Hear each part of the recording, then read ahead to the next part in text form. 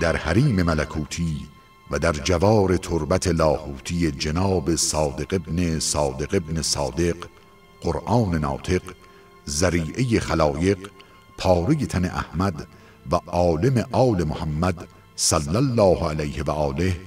امام علی ابن موسی که درود خدا بر او و اجداد پاکش باد، گنجینه یکتا و بی همتا وجود دارد که احصای ارزش مادی آن از کنف کافه انام از خواص و عوام بر نیاید و ارزش معنوی آن را جز پروردگار صمد قادر عالم نداند.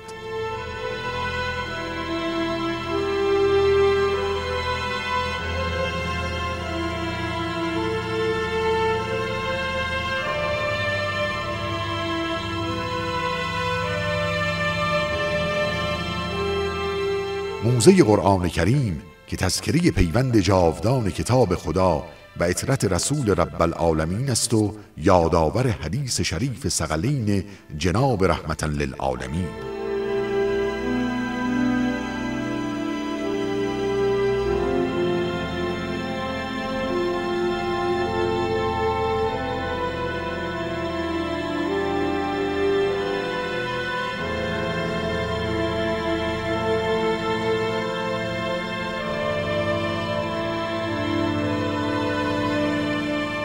آثار این گنجینه مربوط به قرون اولیه اسلامی تا قرن 14 هجری قمری هست.